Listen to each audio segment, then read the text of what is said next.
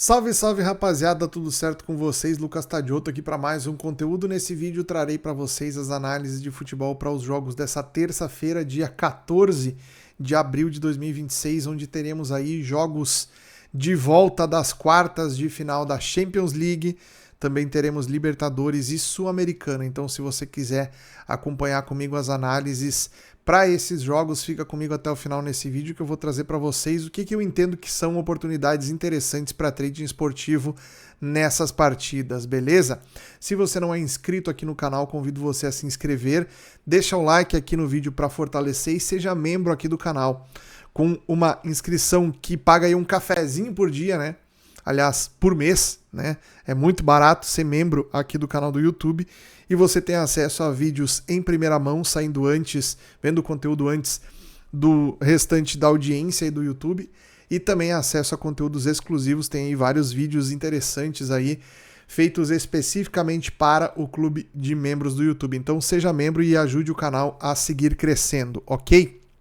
Bom, vamos começar falando aqui dos jogos de Libertadores e Sul-Americana, que a gente tem aqui equipes brasileiras envolvidas e tem alguns jogos bem interessantes aqui para analisar, tá?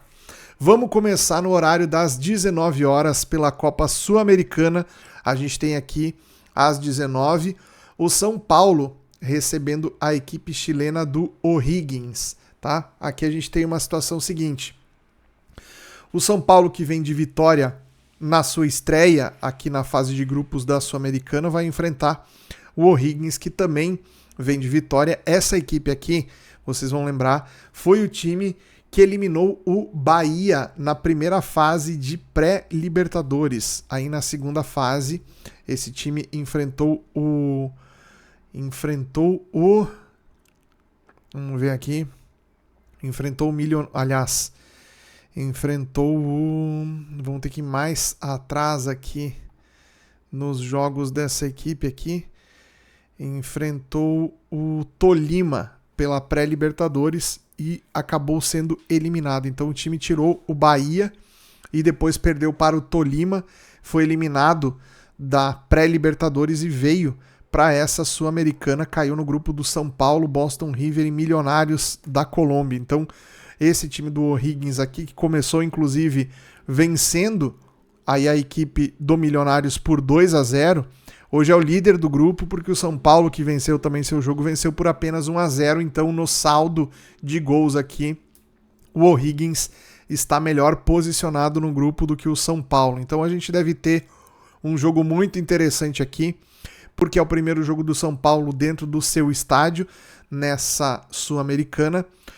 Não sei se terá um grande público nesse jogo aqui, mas a gente sabe que o São Paulo pode sim dar bastante atenção para essa competição aqui, embora esteja indo muito bem no Campeonato Brasileiro, mas a Sul-Americana já se mostrou aí ser um campeonato acessível para a equipe do São Paulo, e ao contrário de anos anteriores, né, desde 2023 ou 2024, se não me engano, a Copa Sul-Americana paga uma considerável premiação em dinheiro para o time campeão, é mais de 25 milhões de dólares. Então, esse dinheiro sim faz diferença no caixa das equipes brasileiras que estão aí, como no caso do São Paulo, inclusive, enfrentando uma dificuldade a nível financeiro, tá? Então, aqui é um jogo muito interessante para o São Paulo conseguir fazer um bom resultado e assumir a liderança do grupo contra o time que hoje aqui é o concorrente mais forte, né? Então, mesmo tendo alguns desfalques importantes aqui, como Caleri, Lucas Moura, Luciano,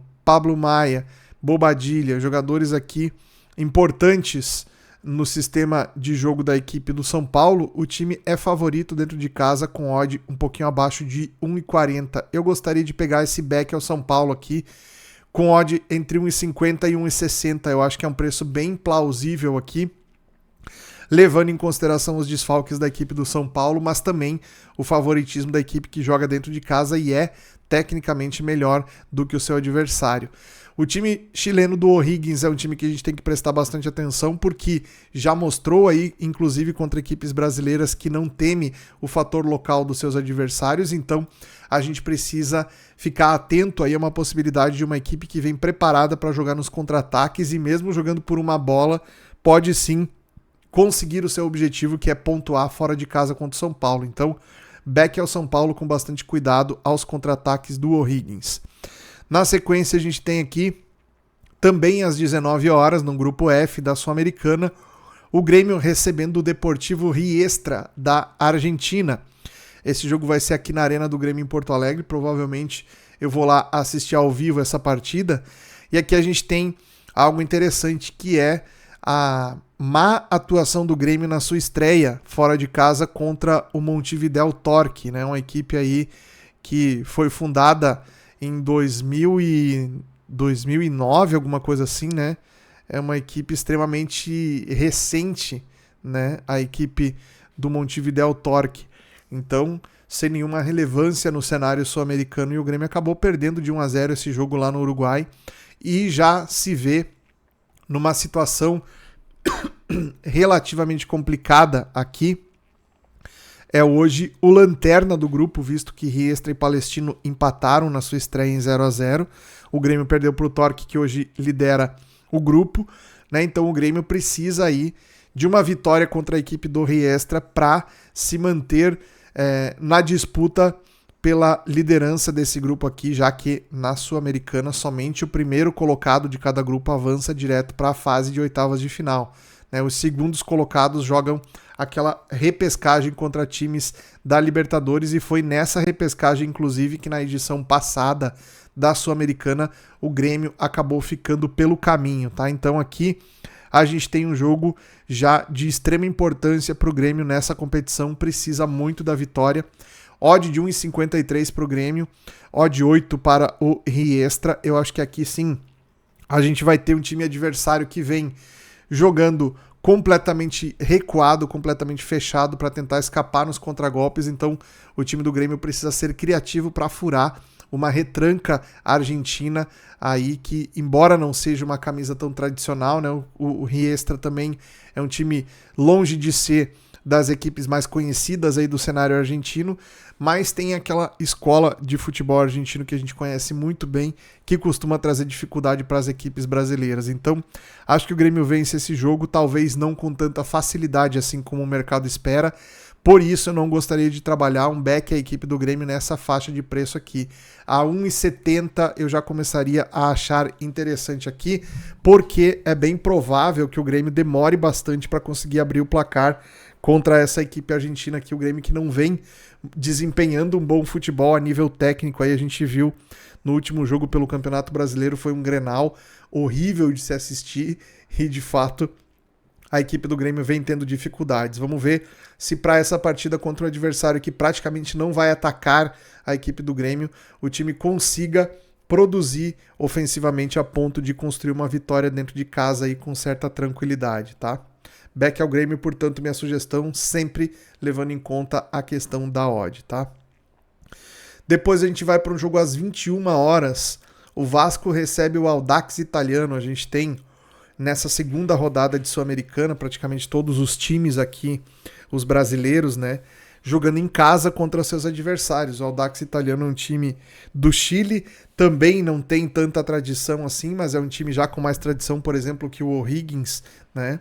E a equipe do Vasco mira essa Copa Sul-Americana com uma possibilidade aí de conseguir chegar longe numa competição que pode ser, sim, bastante relevante para a equipe, né?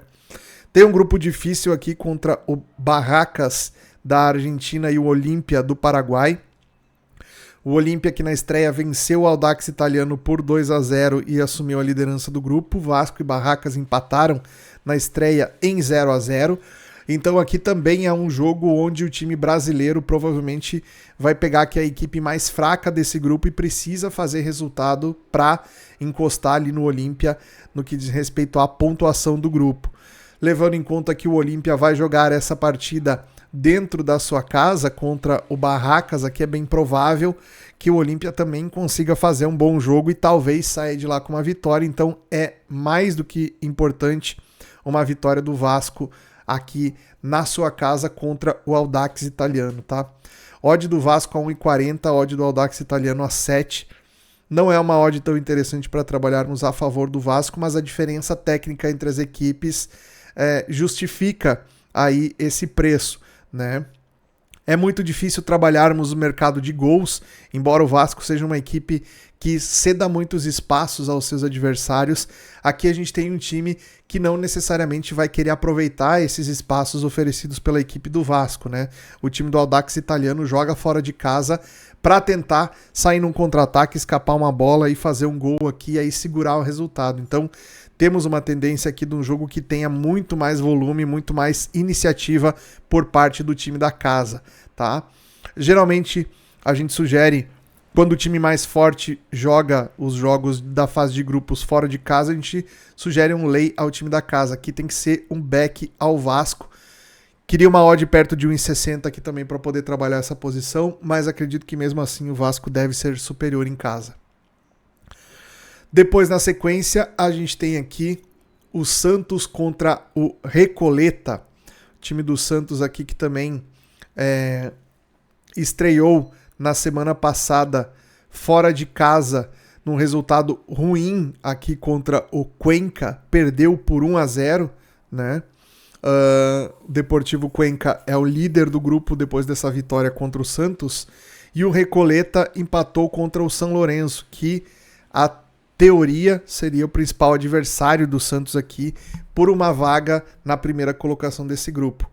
Com esse empate na estreia e o Santos sendo derrotado pelo Cuenca, o São Lourenço e o Santos vão ter aí o Cuenca como um terceiro adversário e isso embolou bastante a questão aqui nesse grupo. Então o Santos vai precisar bastante também da vitória dentro de casa contra o Recoleta nesse contexto, tá? A gente tem algo bem parecido aqui com o que é, por exemplo, o grupo do Grêmio. A questão aqui é que o São Lourenço já é uma equipe mais tradicional, mais conhecida, já tem título de Libertadores e deve ser um adversário bem mais difícil para o Santos do que todos os adversários do grupo do Grêmio frente ao time do Grêmio para fazer esse comparativo de dois brasileiros na Sul-Americana, tá? Então, o Santos precisa muito da vitória nesse jogo aqui, deve ter à disposição aí seus principais jogadores, né? O Neymar, o Gabigol, esses atletas aí que fizeram um bom jogo aí pelo Campeonato Brasileiro no final de semana, devem estar disponíveis aí para jogar essa partida contra o Recoleta também, e é extremamente importante para a equipe do Santos um bom resultado aqui. 1,20 a odd do Santos eu acho muito amassada, certamente o fator local da Vila Belmiro pesa bastante aqui nesse preço. Diferentemente das outras partidas, aqui eu não posso recomendar para vocês um back à equipe do Santos nessa faixa de odd, tá? Eu não gosto de trabalhar e, portanto, não recomendo aqui um back ao Santos com essa faixa de preço, tá? Talvez se o time abrir o placar no primeiro tempo a gente consiga buscar por gols aqui nessa equipe, mas o Santos também é uma equipe que está longe de trazer pra gente uma leitura de time que goleia seus adversários, mesmo eles sendo times muito fracos. É muito difícil a gente ver o time aplicando uma goleada aqui nessa fase de grupos da Sul-Americana, certo? Seguindo adiante, a gente tem aqui o jogo das 23 horas, né? Pela Libertadores, a LDU recebe o Mirassol. Um jogo inusitado aqui, né? A LDU até é uma equipe que frequenta a Libertadores, geralmente já é um time que venceu, inclusive, a competição, se não me engano, foi em 2004, né? Que a LDU foi campeão, ou a LDU foi campeão em 2008, eu acho, né? Em cima do Fluminense, exatamente. 2004 foi o Once Caldas que ganhou a Libertadores. Enfim, Once Caldas e LDU são os dois times equatorianos que têm título de Libertadores, né? E a gente tem aqui o Mirassol estreando na competição, já estreou com vitória no seu jogo anterior aqui contra o Lanús. Uma boa estreia do time do Mirassol, dá pra se dizer, né? Agora vai jogar fora de casa contra a LDU, que joga em Quito, portanto tem uma altitude aí para ser considerada também nesse contexto. Aqui o estádio Rodrigo Paz Delgado, fica em Quito, que é, se não me engano, é 2.600 ou 2.800 metros. Não chega a ser tão altitude assim, mas a gente sabe que é uma equipe que faz uso, né? Utiliza esse fator local aí para ter superioridade contra os seus adversários. A gente tem aqui o time do Mirassol, que provavelmente vai o mais titular possível, sem alguns jogadores aqui como o Reinaldo, que sentiu uma lesão na rodada do Brasileiro no final de semana, e o Igor Carius, que também está fora. Mas é uma equipe o mais titular possível aqui, esse time do Mirassol, para enfrentar a LDU, que é um time fisicamente muito forte, jogadores grandes de imposição física e que tem aí, além dos equatorianos, um grande conhecido aqui dos brasileiros, que é o Daverson, é o atacante camisa 9 do time da LDU. Então tem aí um cara que pode trazer para o time da LDU informações a respeito da equipe do Mirassol. Acho que é um jogo bem difícil, acho que o Mirassol tem condição de sair de lá com um bom resultado, mas não vai ser um jogo fácil não. Essa equipe da LDU é um time dificílimo de jogar contra, sobretudo lá no estádio deles, que deve ter também um bom público aí para essa partida. Odd de 1,75 para a LDU, odd 4,33 para o Mirassol. Aqui a minha sugestão seria um lay ao Mirassol, levando em conta bastante também o peso do fator local aí desse adversário e a oscilação que o time do Mirassol vem tendo, embora tenha tido uma boa estreia na Libertadores, é um time que vem sofrendo bastante aí no Campeonato Brasileiro nessa temporada. Então leia ao Mirassol, minha sugestão aqui. E agora a gente vai falar dos jogos de Champions League, né? Temos coisas aqui na Champions League, assuntos a tratar. Nós temos aqui 2 grandes jogos, Atlético de Madrid e Barcelona, Liverpool e PSG, os 2 no mesmo horário. Antes de falar sobre esses jogos aqui, eu queria avisar vocês aí que ainda existem vagas abertas para minha mentoria de trading esportivo, tá? Então, se você tá aí se arrastando no trade, não tá conseguindo ter bons resultados, consegue fazer um lucro, depois devolve o dinheiro, o emocional não te deixa evoluir, não te deixa ser consistente nesse mercado, essa mentoria sim pode ser para você e pode ser um divisor de águas na tua caminhada como trader esportivo aí. O ciclo da mentoria ele vai contemplar esse período de Copa do Mundo, então quem estiver junto comigo nessa mentoria vai operar comigo nos jogos da Copa e a gente vai fazer um trabalho focado especificamente em melhorar, em te entregar um sistema de trade adequado ao teu perfil, que você consiga executar suas operações com qualidade, com assertividade e poder sim ser consistente nesse mercado, tá? Então, se você tem interesse, clica no link que está aqui na descrição do vídeo e responde o formulário, que eu vou deixar o link aqui. Respondendo o formulário, eu entro em contato contigo e te explico mais detalhes a respeito da mentoria de trade, beleza? Quem está lá dentro da mentoria tá muito satisfeito, tá dando ótimos relatos aí e com pouquíssimo tempo já tá vendo a sua dinâmica de trade aí melhorar consideravelmente, tá? Então, espero vocês aí, entrem em contato comigo que eu chamo vocês para conversar sobre a mentoria. Falando aqui de Champions League, a gente tem o Atlético de Madrid contra o Barcelona, num jogo de ida onde o Atlético venceu o Barcelona lá no Camp Nou por 2-0. Agora a gente tem o jogo da volta no Wanda Metropolitano, estádio do Atlético de Madrid, onde o Barcelona vai precisar pelo menos fazer 2 gols para levar para os pênaltis, tá? O ideal não é isso, o ideal é que o Barcelona consiga 3 gols para classificar no tempo normal. Claro, ideal para o Barcelona, né? Para a gente que vai fazer trade, quanto mais movimentos interessantes houverem nesse jogo, melhor, né? Mas a gente tem aqui o quê? A gente tem um histórico recente do Atlético de Madrid eliminando o Barcelona na Copa do Rei.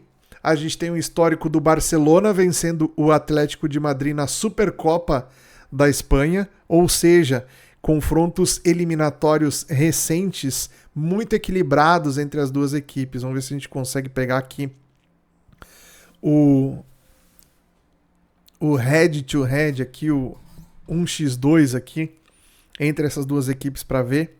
Fora esse jogo da Champions aqui, a gente teve o Barcelona ganhando por 2-1 na La Liga recentemente, onde o Atlético de Madrid teve um jogador expulso. Barcelona venceu por 3-0 na Copa do Rei, depois do Atlético de Madrid ter vencido por 4-0. Então vejam que a incidência de cartões vermelhos aqui nesses jogos é quase que todo jogo, né? Quase todo jogo tem um cartão vermelho aqui. Teve no jogo de ida da Copa do Rei, teve no último encontro deles na La Liga e teve também nesse último jogo onde o Barcelona perdeu um jogador também no começo do segundo tempo, né? Indo um pouco mais atrás no confronto, a gente teve o Barcelona vencendo por 3-1 na La Liga, o Barcelona vencendo por 1-0 na Copa do Rei. Aqui na La Liga o Barcelona venceu por 4-2, aqui deu empate em 4-4, um excelente jogo também, lá em fevereiro do ano passado, né? E aqui o Atlético de Madrid venceu por 2-1, ou seja, tá bem equilibrada a coisa aqui entre essas duas equipes.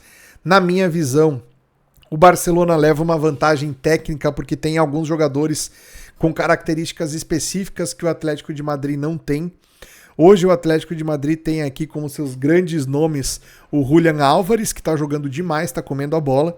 O Llorente, que também está jogando muita bola.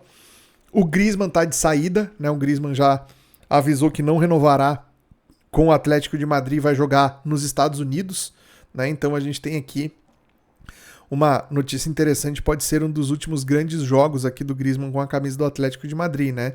Obviamente, se ele passar de fase, ele vai seguir na equipe até o final dessa temporada e pode aí jogar a semifinal, quem sabe até final da Champions League, dependendo da campanha do time, né? Já do lado do Barcelona, o Lewandowski, que também pode estar de saída do time do Barcelona, é o principal destaque ofensivo, mas ele é muito melhor acompanhado aqui na minha visão pelo Lamine Yamal, Fermín Lopes e o Rashford. A equipe do Barcelona ainda não terá o Rafinha, né, que está fora por lesão.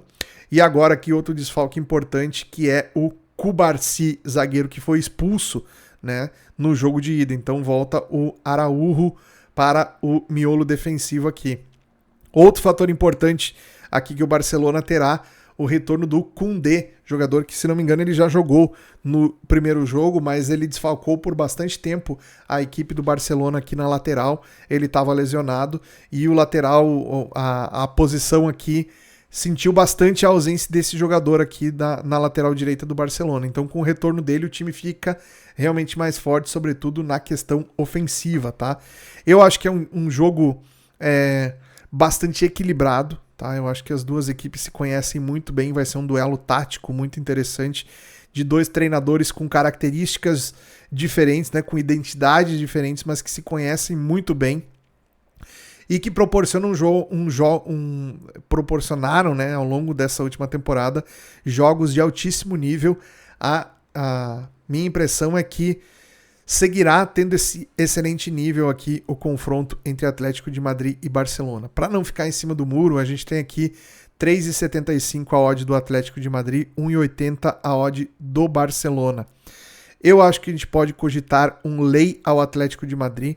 A gente viu o Atlético trazendo um comportamento para lei a eles nos jogos em que o Barcelona teve aí uma desvantagem prévia, né? Seja no jogo da La Liga recentemente, ou também no jogo de volta da Copa do Rei, onde o Barcelona tinha que tirar um resultado agregado muito grande também. O Atlético de Madrid teve uma postura extremamente defensiva. Embora a diferença de gols ela seja menor dessa vez aqui, mas eu acredito que o Simeone ainda vai apostar na manutenção de um placar agregado construído no jogo de ida, e o Barcelona é quem deverá ter a iniciativa ofensiva nesse jogo aqui. Portanto, lei ao Atlético de Madrid aqui nessa partida. Eu acho que o Barcelona pode fazer um resultado de vitória, não sei se será um resultado suficiente para classificar aqui contra o Atlético de Madrid. Certeza que teremos um grande jogo, certeza que teremos boas oportunidades para trade, talvez até no mercado de over também. Óbvio que a linha de over vai estar extremamente amassada. A linha do 2,5 está pagando 1,30, por isso eu não recomendo trabalhar over para vocês, mas ao longo do jogo, se pintar algum cenário diferente, a gente pode estar lá para aproveitar, certo? Lembrando que eu estarei em live aqui no YouTube para acompanhar esses jogos, então vocês aí que estão vendo esse vídeo são meus convidados amanhã, a partir daí das 15 para as 4 aí, a gente vai estar ao vivo no YouTube aqui para acompanhar essas duas partidas decisivas de Champions League. No outro jogo, Liverpool e PSG. Vitória do PSG também por 2-0, a diferença é que aqui o PSG venceu dentro da sua casa e agora vai para a Inglaterra para confirmar a sua classificação aqui contra a equipe do Liverpool. Detalhe que o Liverpool jogando dentro de casa é uma equipe que tem mostrado uma solidez interessante ao longo da temporada. Tem alguns desfalques também importantes aqui. Destaque principalmente para o Alisson, o goleiro aqui, o goleiro do Liverpool. Perdão, o goleiro reserva do Liverpool não é nem de longe da mesma qualidade técnica que é o Alisson, que muita gente torce o nariz pro Alisson na seleção brasileira, porém no Liverpool ele é um dos melhores goleiros do futebol europeu, isso a gente tem que dizer. A equipe do PSG, falando ainda um pouco da equipe do Liverpool, que é mandante aqui nesse jogo, tá? Eu gostei bastante do jogo do Liverpool, embora tenha perdido por 2-0 no jogo de ida, o Liverpool não fez um jogo ruim, tá? Óbvio, dentro das qualidades, das capacidades da equipe, o PSG ele vai ter muito mais a posse da bola, vai criar muito mais volume, vai ter aí, do ponto de vista ofensivo, muito mais situações sendo criadas, mas defensivamente a equipe do Liverpool até que teve uma boa postura. Claro, segurar a equipe do PSG é um desafio muito difícil, a gente vê pouquíssimos clubes conseguindo fazer jogos bastante equilibrados contra o PSG, e o Liverpool acabou sendo punido com esse segundo gol aqui, no momento em que o PSG era bem melhor dentro do jogo também. O primeiro gol, até a gente conseguiu pegar na live lá, esse gol do PSG, entramos back ao PSG pouquíssimos segundos antes do gol acontecer, né? Foi quando o time estava aí, né, buscando o gol já no começo, então a tendência é que a gente veja para esse jogo da volta o time do Liverpool se expondo um pouco mais, tentando buscar pelo resultado. Eu acho que o Liverpool tem sim condições de fazer um jogo bastante equilibrado em relação à parte técnica e tática contra o PSG, né? Fisicamente eu acho o PSG um time muito mais forte, né? Embora tenha alguns jogadores que se destacam pela parte física do lado do Liverpool, né? O Szoboszlai, o Gravenberch, que aqui não vai estar jogando nesse time aqui, mas também é um jogador muito forte. O McAllister voltou para a titularidade aqui, o próprio Van Dijk também é um jogador muito forte. Então a gente tem aqui uma equipe que tem essa característica, mas o time do PSG é um time rápido, é um time leve, é um time que tem uma transição de bola de muita qualidade. Para mim, o grande desafio do Liverpool aqui, mais do que fazer os gols que precisa, é não tomar gol do PSG, tá? Esse time do PSG aqui é muito difícil enfrentar essa equipe sem tomar gol desses caras, né? Então, a gente tem aqui o Barcola, que deve estar fora da equipe do PSG. O técnico Luiz Henrique, ele costuma alternar, às vezes joga o Dembélé pelo lado e joga o Barcola pelo meio, e aí o Désiré Doué fica fora. Às vezes ele troca, entra o Doué pelo lado e o Dembélé vai pelo meio, como é o caso dessa escalação que vocês estão vendo na tela aqui, né? Jogadores certos aqui são sempre o Vitinha pelo meio, o Kvaratskhelia pela ponta esquerda. Esse jogador tem feito jogos excepcionais com a camisa do PSG. Então eu acho que aqui a gente tem o time do PSG preparado sim para pelo menos marcar algum gol aqui. Se fizer gol já dificulta demais a vida do Liverpool. A minha sugestão para esse trading aqui é lei ao time da casa. 2,40 a odd do Liverpool, 2,50 a odd do PSG. Se o PSG começar o jogo um pouquinho melhor, com um pouco mais de posse de bola, e a gente sabe que o time tem essa característica, a odd do Liverpool já começa a corrigir de maneira brutal. Se bem que tem aqui muitos traders ingleses que costumam segurar o preço dos times ingleses em contextos desse tipo, porém, se o PSG seguir melhor em campo contra a equipe do Liverpool, uma hora essa odd vai estourar e a gente tem que estar lá dentro para buscar essa correção, tá? Então, lei Liverpool, minha sugestão aqui. A respeito do mercado de over, vale a mesma coisa para que eu falei de Atlético e Barcelona.